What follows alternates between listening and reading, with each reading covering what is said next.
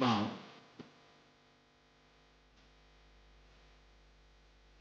मैं इस संपूर्ण विश्व में व्याप्त हूं। मैं सर्वांतर्यामी हूं। ये जगत मुझ में समाया है और मैं इसमें। मेरा अवतार द्वंद्वों की कीट में फंसे मानवों को सीधी राह पर लाने के लिए ही हुआ है।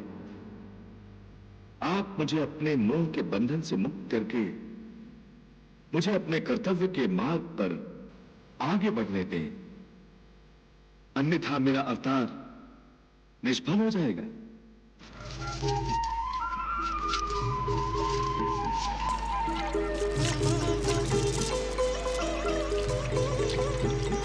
शीघ्र हमें उस पार ले चलो नाविक, वहां आचार्य हमारी प्रतीक्षा कर रहे हैं। रुकिए, हमें भी साथ ले लीजिए। प्रतीक्षा करो, ये नाव हमें उस पार छोड़कर वापस आ रही है। नाविक, शीघ्रता से ले चलो हमें।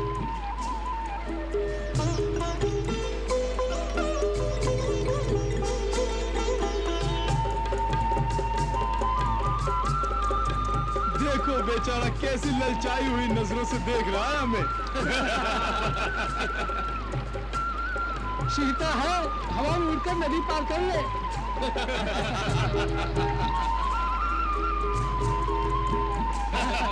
अथवा भागकर लांग जा नदी के जल के ऊपर से।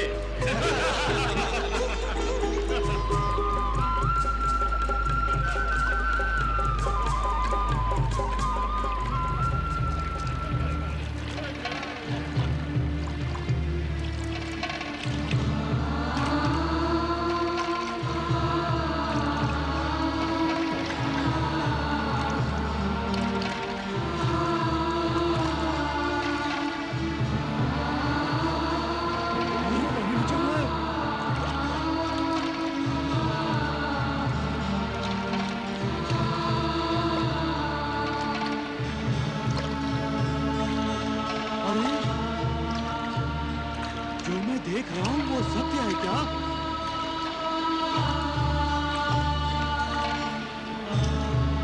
हाँ, वो तो पानी पर चल रहा है।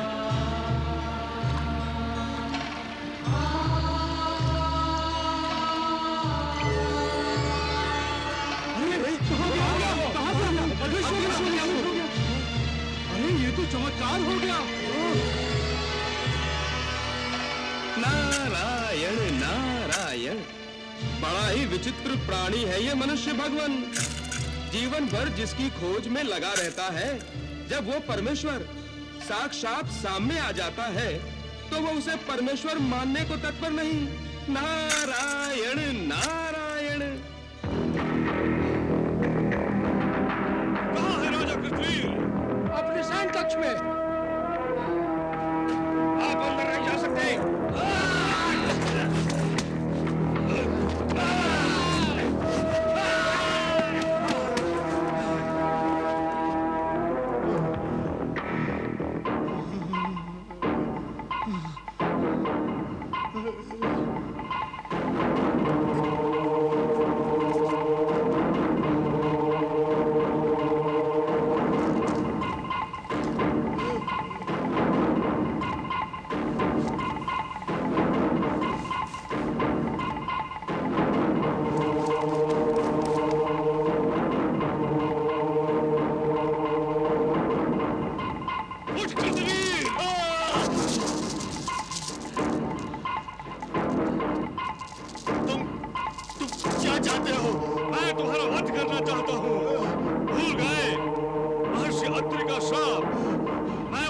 पूरा करने आया हूं। अर्जुन! अर्जुन!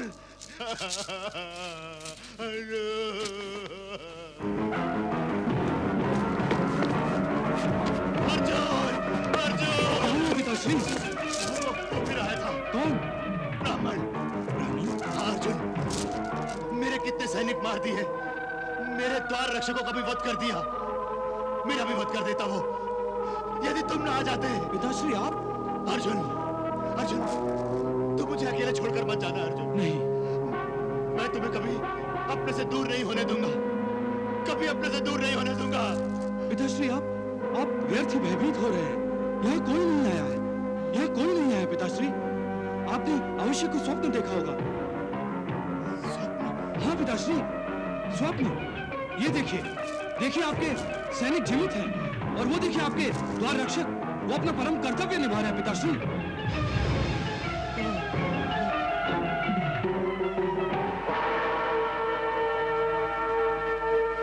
पिताश्री, यहाँ कोई नहीं मरा है, किसी का वध नहीं किया गया है पिताश्री। यहाँ कोई नहीं आया है और न ही कोई आ सकता है।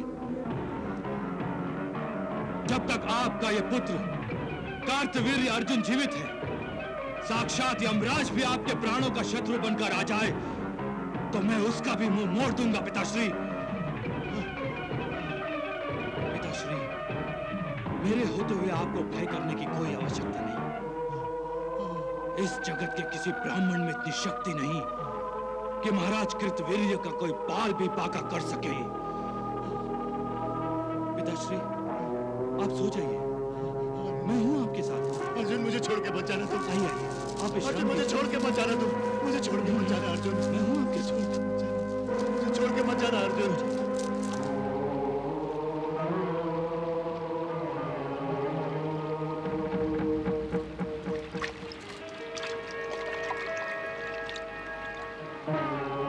अरे, ये तो वही है, यही तो पानी पे चल रहा था।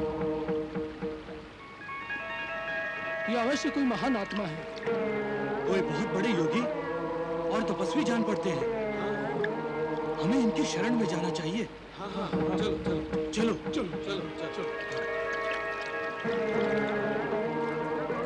प्रणाम गुरुदेव।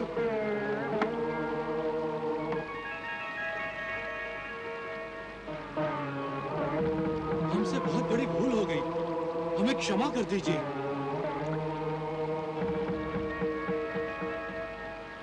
हमें अपनी शरण में ले लीजिए,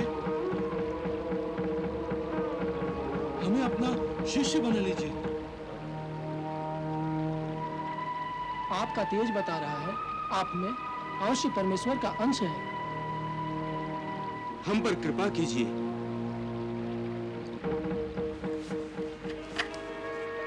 अब हम आपके चरणों को छोड़कर कहीं नहीं जाएंगे।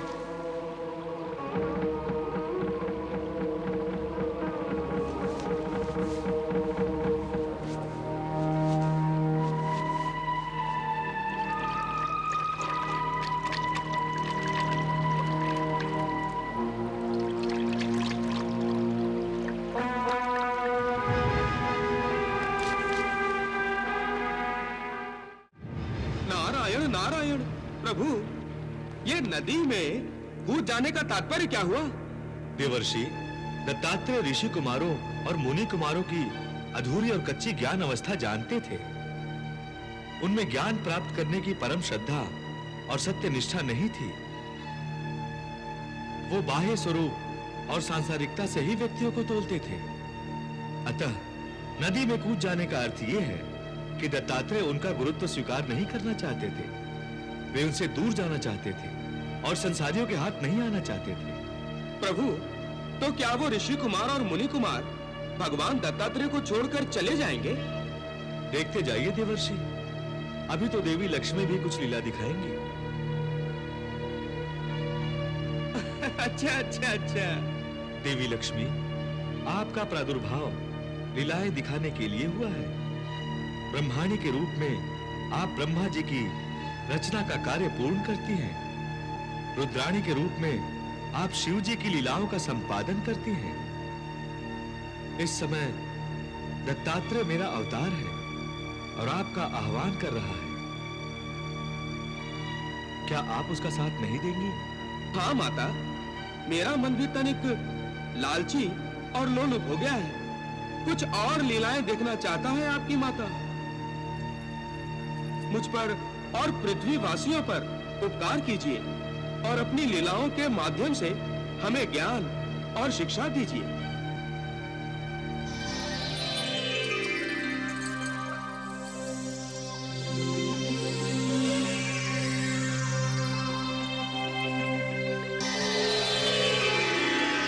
नारायण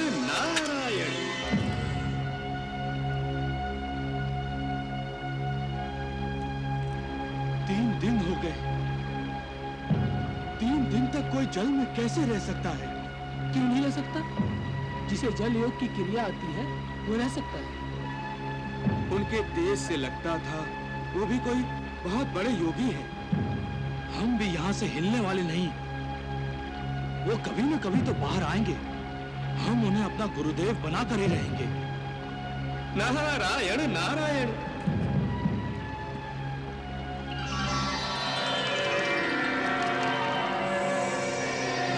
अरे, वो बाहर आ रहे हैं।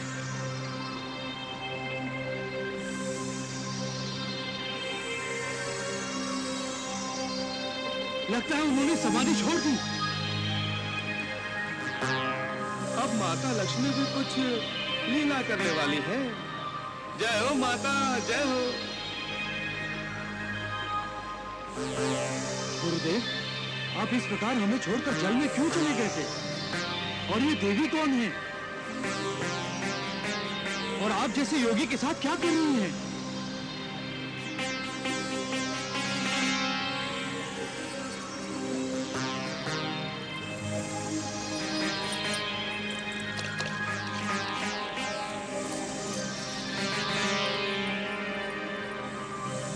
हमें तो अपनी आंखों पर विश्वास ही नहीं हो रहा है। एक योगी, वो भी एक स्त्री के साथ। ये स्त्री आई कहां से? अरे, ये सब तो माया है, माया गुरुदेव की। ये ऋषिपुत्र आपको वैरागी बना देंगे प्रिय। इनकी ओर मत देखिए। सोचिए, केवल हम दोनों हैं यहाँ पर।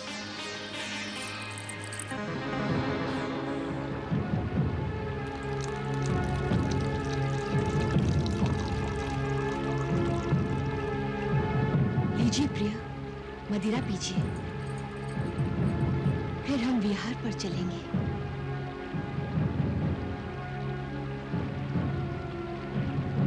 नहीं योगेश्वर, इस पात्र को फेंक दीजिए। ये योगियों को योग से भ्रष्ट कर देता है। इस मायावनी का साथ छोड़ दीजिए। ये आपको नर्क के द्वार पर पहुंचा देगी।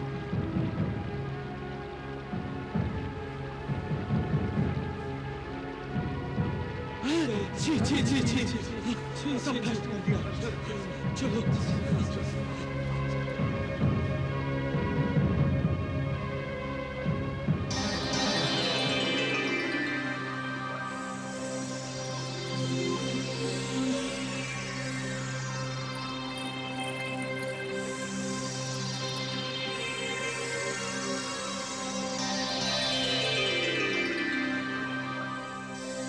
देवी महालक्ष्मी, आप आ गई? आपकी आज्ञा का पालन ठीक से हुआ ना प्रभु? देवी, आपकी इस छोटी सी लीला ने मेरे योगेश्वर रूप को बचा लिया। आप धन्य हैं। नारायण नारायण। देखा आपने देवर्षि नारद, जिस तरह कमल कीचड़ में खिलता है परंतु उस पर कीचड़ का कोई प्रभाव नहीं होता, उसी प्रकार संसारी व्यक्ति संसार में रहकर उन पापों से निर्लिप्त रहे तो केवल उसी को सच्चा ज्ञान प्राप्त करने का अधिकार होता है।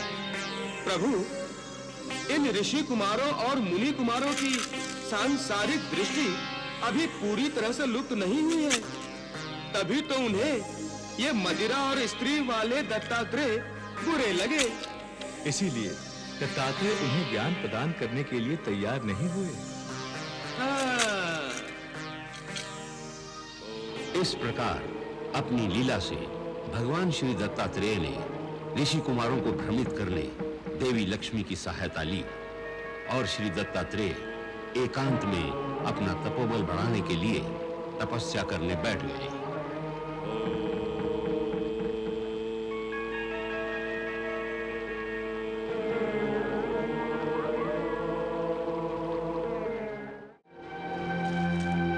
हमने वैदराज की दी हुई औषधि ने पिला दी है। अब महाराज सो जाएंगे।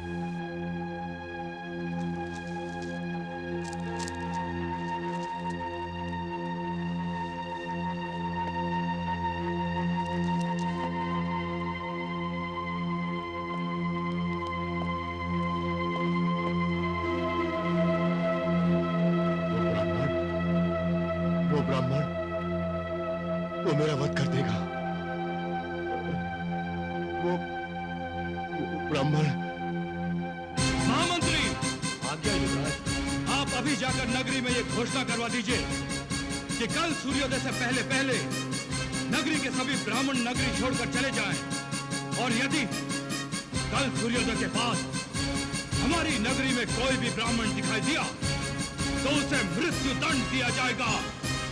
मृत्यु दंड।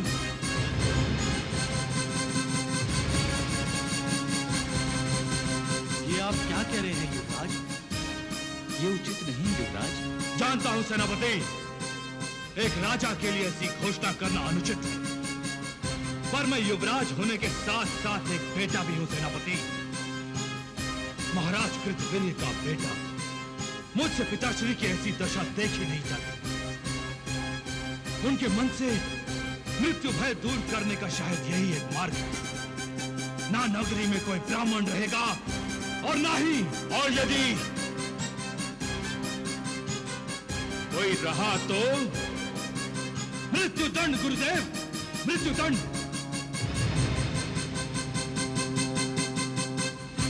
और एक भी ब्राह्मण को यदि मृत्यु दंड मिलने का समाचार पिताश्री के कानों में पड़ जाए तो निश्चय ही ब्राह्मण भय से वो मुक्त हो जाएंगे। आप क्या कहते हैं गुरुदेव? यदि आपकी यही इच्छा है युवराज, तो सबसे पहले मृत्युदंड मुझे दीजिए, क्योंकि मैं भी एक ब्राह्मण हूं।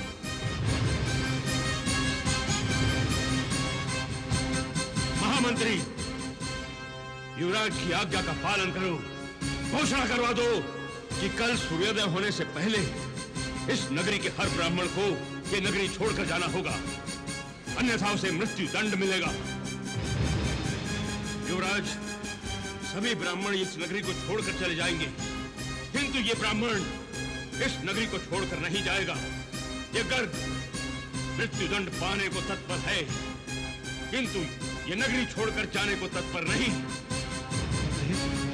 यदि मेरी मृत्यु से मेरे महाराज का मानसिक संतुलन ठीक होता है तो मैं एक बार नहीं 100 बार आपका मृत्यु दंड पाने के लिए तैयार हूं।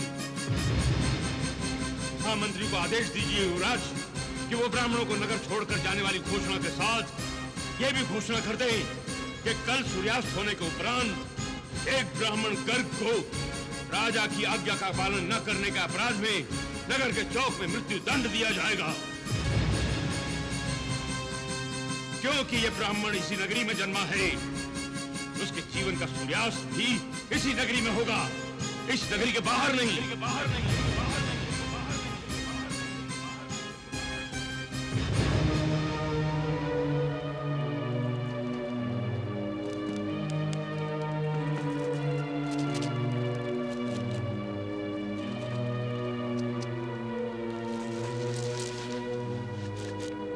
मुझे क्षमा करें गुरुदेव, मुझसे बहुत बड़ी भूल हो गई। ऐसी घोषणा कभी नहीं होगी गुरुदेव, कभी नहीं होगी। उठो युवराज, अपनी भूल के लिए क्षमा मांगने से कोई मानव छोटा नहीं होता, महान बनता है। जैसे किसी एक व्यक्ति के अपराध के लिए दूसरे को दंड देना अन्याय है, उसी प्रकार एक व्यक्ति के लिए सारे समाज को दंड देना भी अन्याय है। और राजा से न्याय अपेक्षित है, अन्याय नहीं। मैं ठीक कह रहा हूं ना? युवराज, अब आपको राजगद्दी पर बैठना है और राजगुरु होने के नाते मैं आपका और अपने इस राज्य का सदा कल्याण चाहता हूं। युवराज, जीवन तो सागर है जिसमें सुख दुख रूपी ज्वार भाटा तो आता ही रहता है, किंतु राजा को इन सब से विचलित नहीं होना चाहिए। तुम्हारा सदा कल्याण हो।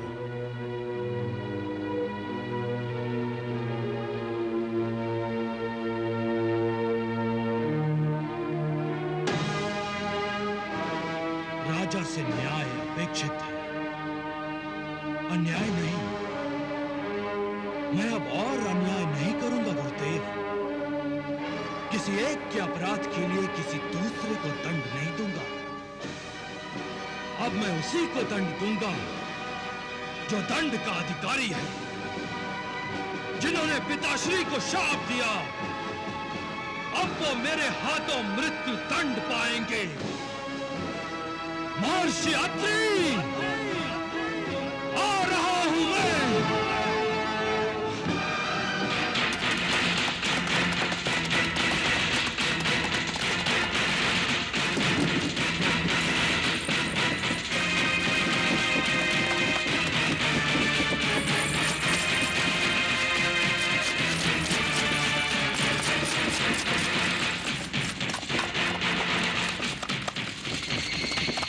नारायण नारायण नारायण नारायण।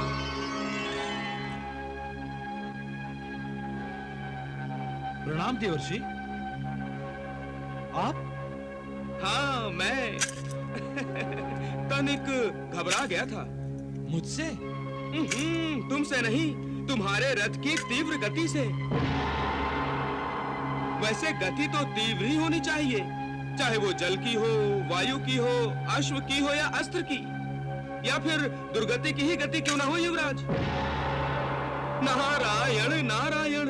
युवराज, दुर्गति की गति तीव्र होगी तभी तो वो शीघ्रता से भागेगी और उसके स्थान पर सद्गति आएगी। मैं तुम्हारी सद्गति के लिए भगवान से प्रार्थना करूंगा। हाँ।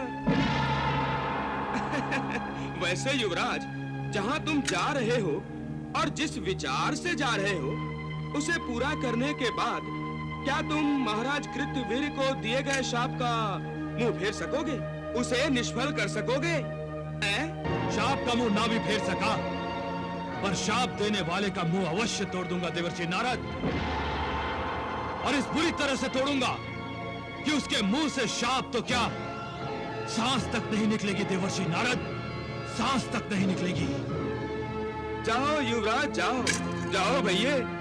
मैं तुम्हारे शुभ कार्य के मार्ग में बाधा नहीं बनूंगा, किंतु प्रतीक्षा करूंगा तुम्हारे प्रतिशोध की ज्वाला के बुझने की। ये प्रतिशोध की ज्वाला महर्षि अत्रि के रक्त से ही बुझेगी देवर्षि नारद। अवश्य अवश्य।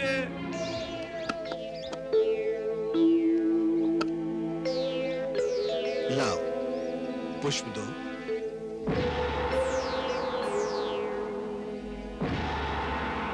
अनसुईया, ध्यान कहाँ चला गया?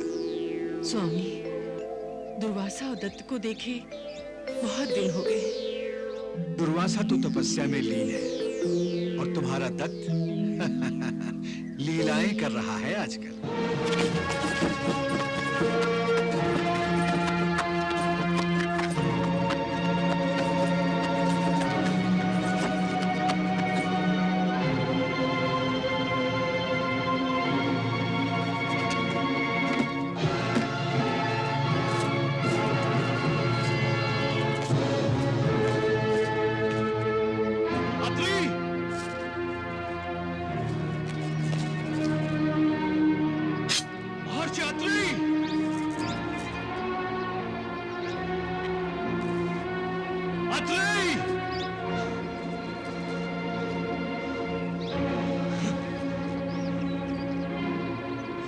महर्षि अत्रि के आश्रम में अतिथि का स्वागत है।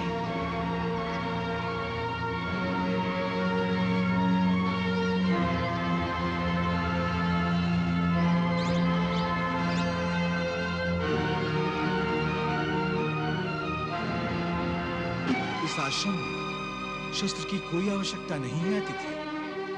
यहाँ शस्त्र का प्रयोग नहीं होता, अतः आप बिल्कुल सुरक्षित हैं।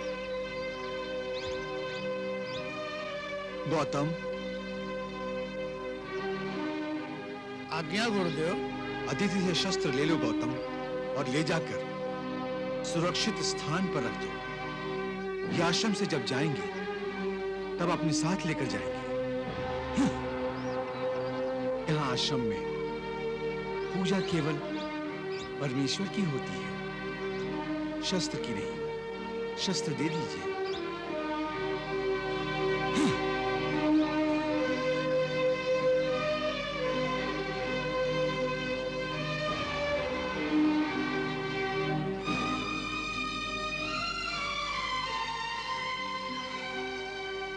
आसन ग्रहण कीजिए अतिथि देव। आसन ग्रहण कीजिए।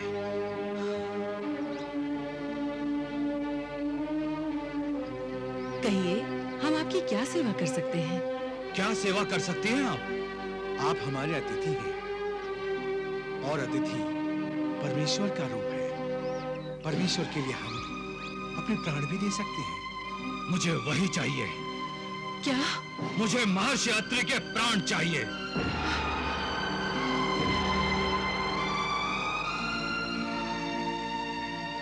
ले लीजिए अतिथि देवता। महर्षि अत्रि, मैं कार्तवीर्य अर्जुन, महाराज कृतवीर्य का पुत्र, आपके अपराध का दंड देने आया हूं। आपने मेरे पिताश्री को शाप दिया था ना? जानते हैं आप, आपके शाप के कारण पिताश्री का जीवन नरक बन गया है। याद है आपको? वो अपना मानसिक संतुलन खो बैठे हैं। ब्राह्मण भय और मृत्यु भय से वो इतना भयभीत हो चुके हैं कि न रात में सोते हैं न दिन में। उनकी इस दशा के अपराधी आप हैं। मैं आपको इस अपराध का दंड अवश्य दूंगा। महर्षि अत्रि! रुक जाइए अतिथि देवता। आप एक सती को विधवा नहीं बना सकते। मेरे पतिदेव को मृत्यु दंड देने से पहले आपको मेरी गर्दन काटनी पड़ेगी। लीजिए अतिथि देव, मैं तैयार हूँ। तलवार चलाइए अतिथि देव। रुक क्यों गए? अतिथि देव, अपराधी मैं हूं, दंड मुझे मिलना चाहिए। नहीं अतिथि देवता, मैं सुहागिन मरना चाहती हूँ। आप मुझ पर कृपा कीजिए।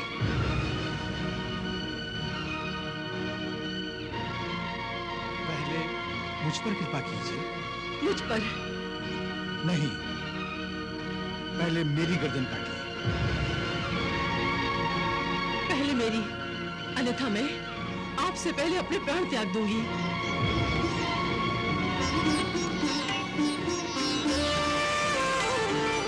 कार्तवीर्य आया यहाँ लेने को प्रतिशोध, त्याग मूर्तियां देख कर भूला वैर विरोध, जागा अंतर्बोध। क्षमा कीजिए महर्षि, क्षमा करें माता। मुझसे बहुत बड़ी भूल हुई जो मैंने आपसे प्रतिशोध लेने के विषय में सोचा।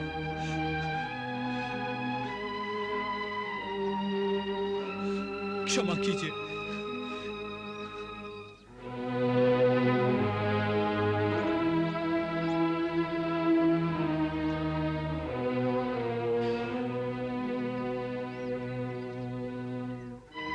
तुम्हारा कोई दोष नहीं है वत्स। अपने पिता के प्रति प्यार और आदर ने ही तुम्हारे मन में प्रतिशोध को जन्म दिया। किंतु हमारे प्राणों पर, हमारे श्वासों पर हमारा अधिकार नहीं है। इन पर अधिकार है केवल सृष्टिकर्ता का, उस जगत पिता का, जिसे हम सब परमेश्वर कहते हैं। सृष्टि में जो कुछ भी होता है वत्स, प्रभु की इच्छा अनुसार ही होता है। तुम्हारे पिता की जो दशा हुई है, उसमें दोष उन्हीं का है। अपने आप को सर्वशक्तिमान समझकर उन्होंने प्रभु को चुनौती दे दी। विधि की विडंबना देखो। जो कृत्यवीर्य मृत्यु पर विजय पाना चाहता था, वही कृत्यवीर अब केवल मृत्यु के नाम से भयभीत हो रहा है। मृत्यु अपनी शत्रु नहीं, मित्र है। मित्र से कभी कोई भयभीत होता है? मृत्यु तो अत्यंत सुखदायी अनुभव है, जो मनुष्य को सारी चिंताओं से मुक्त कर देता है। तुम अपनी सारी चिंताओं को त्याग कर परमेश्वर की शरण में जाओ वत्स। एक अच्छे मनुष्य बनने का प्रयास करो, तभी तुम एक अच्छे राजा बन पाओगे और एक अच्छे पुत्र बन पाओगे। जो आज्ञा महर्षि, मैं एक अच्छा मनुष्य बनने का प्रयत्न अवश्य करूंगा। प्रणाम महर्षि।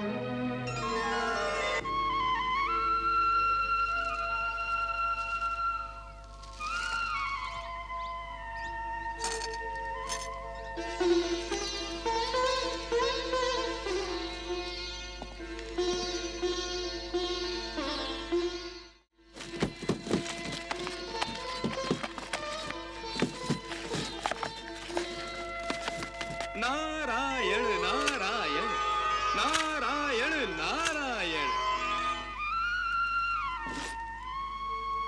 प्रणाम देवर्षि। कल्याण वस्तु। ऐ युवराज, अपनी प्रतिशोध की ज्वाला बुझा कर आ रहे हो? नहीं देवर्षि, ज्वाला बुझाकर नहीं, प्रतिशोध की ज्वाला में अपने अहम को जला कर आ रहा हूं मैं। ये क्या कह रहे हो? ये क्या कह रहे हो युवराज? वो प्रतिशोध? नारायण नारायण।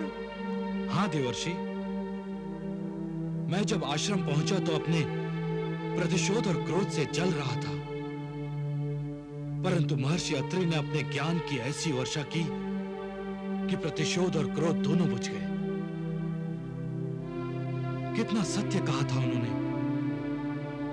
कि हमारे प्राणों पर, हमारी सांसों पर हमारा अधिकार नहीं है, परमेश्वर का अधिकार है। आश्रम जाकर तुम्हारे सारे पाप धुल गए युवराज।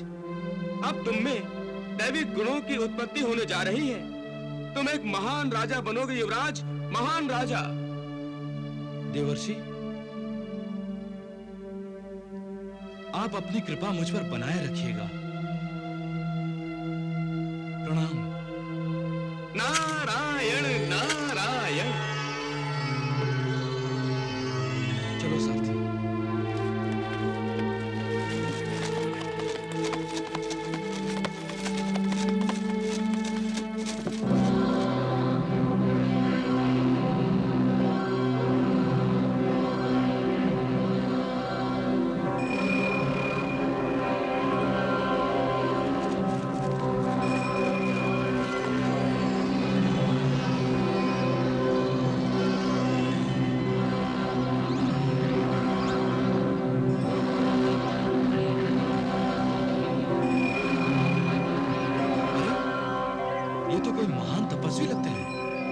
मुझे इनके दर्शन करने चाहिए। आप यहीं ठहरिए, मैं दर्शन करके आता हूं।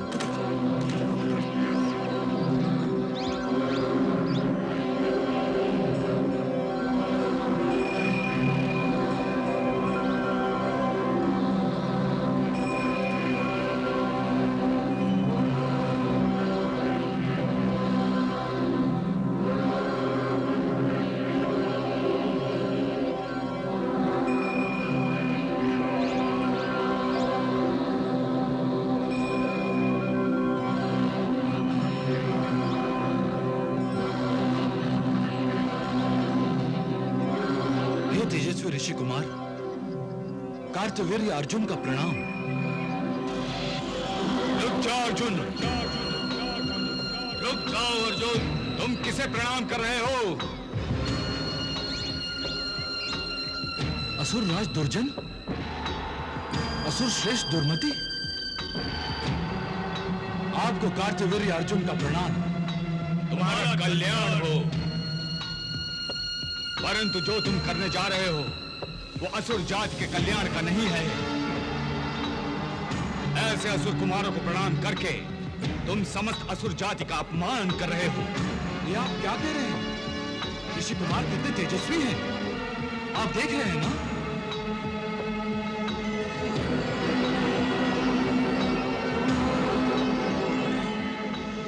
ये तेज हमारा शत्रु है, हम असुर जाति के लिए घातक हैं।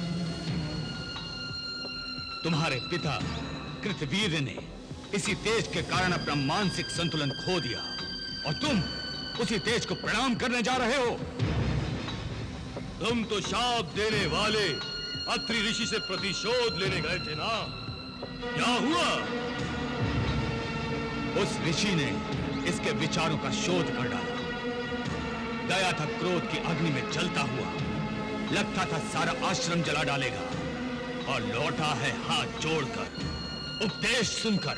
तुमसे कुछ भी नहीं हो सकता कार्तिवीर्य। लौट जाओ अपने पिता की नगरी, लौट जाओ।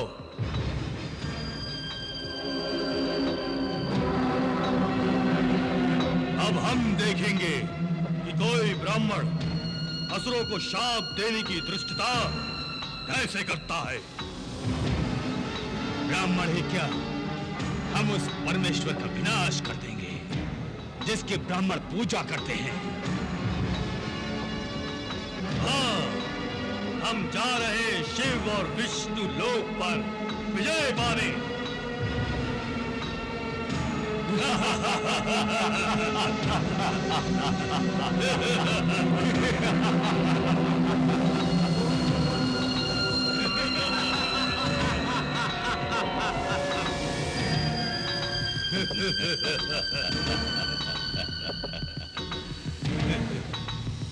दुर्मति, इन तपस्वियों के तपोबल और समस्त शक्तियों का स्रोत शिव और विष्णु ही है ना? हाँ, क्यों? अगर हम इन समस्त शक्तियों के स्रोत का ही नाश कर दें तो? अच्छा विचार है भ्राताश्री। उनकी नाश का अर्थ है तपस्वियों का नाश, देवताओं का नाश। और हम ये नाश करेंगे अवश्य, क्योंकि हम अमर हैं, हम अजेय हैं।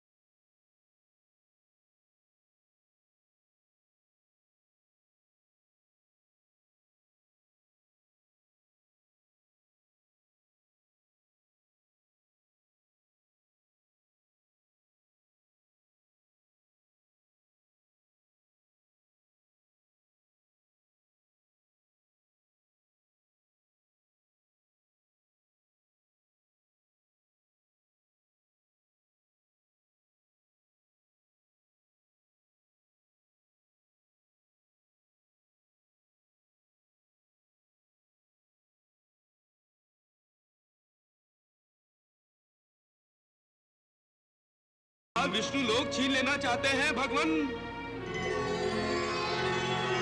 भोलेनाथ, वो आपके कैलाश पर भी आक्रमण करने वाले हैं। नारायण नारायण। तप यज्ञ समाप्त हो जाएंगे, पूजा आराधना अपना आराध्य एवं पूज्य बदल लेंगी। नारायण, आपको तो कोई चिंता ही नहीं है। मैं कोई अपना स्वप्न नहीं बता रहा हूं भगवान। आप जानते हैं ना, दुर्जन और दुर्मति अजेय हैं, उन्हें कोई पराजित नहीं कर सकता, कोई विनाश नहीं कर सकता उनका। पितामह ने ही तो उन्हें वरदान दिया है। क्यों विधाता? तुम सर्वज्ञ हो, सब समाचार रखते हो। मैं उनकी तपस्या से प्रसन्न हुआ, इसलिए मुझे उनकी प्रार्थना सुननी पड़ी। ओम ब्रह्मदेवाय नमः। ओम ब्रह्मदेवाय नमः। ओम ब्रह्मदेवाय नमः। ओम ब्रह्मदेवाय नमः। आंखें खोलो वत्स, हम तुम्हारी तपस्या से प्रसन्न हुए। वर मांगो। हे परमपिता परमेश्वर, आप हम दोनों को अमर होने का वरदान तो दे नहीं सकते। आप हमें ये वरदान दे विधाता कि हमारी मृत्यु हो तो केवल शिव शंकर के हाथों, और मृत्यु के समय महादेव कैलाश पर नहीं, पृथ्वी पर हों। और महादेव उस समय जागृत अवस्था में ना हो। तथास्तु।